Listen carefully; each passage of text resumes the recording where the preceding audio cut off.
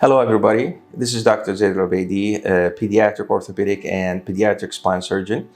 And today I would like to talk about a very simple yet very important issue that we could encounter with the kids. So we have mentioned before that because kids are not just small adults, now we're going to talk about fractures in kids. It's a very common, it happens every day. Many kids rarely will finish their growth without having at least a simple fracture. So this philosophy of treatment of fractures is completely different and it's evolving. If you would take a pediatric orthopedic surgeon, the philosophy of treating pediatric fractures are absolutely different from a common or an adult orthopedic surgeons. I know that a lot of my colleagues would say that fractures are what we call it the common trunk and everybody can treat fractures. Yet I can see and I can tell you from my experience, my daily experience, that this is not true. I can see that simple fractures that if it would need, let's say, surgery, it would take us 10-15 minutes to put the fracture back in place under general anesthesia.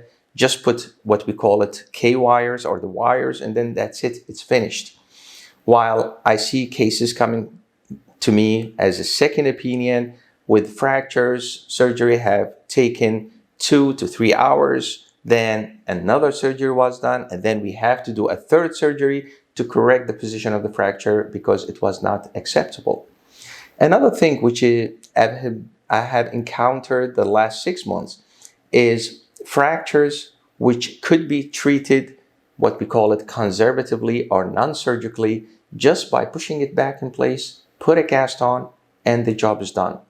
A lot of these kids comes with their parents as a second opinion because they were told that they need what we call open reduction, pushing the fracture back in place by opening on the fracture, putting metal on the fracture, and then it's a shocking for the parents when they come here. I tell them, okay, I will just give it a slight push here in my outpatient department without anesthesia.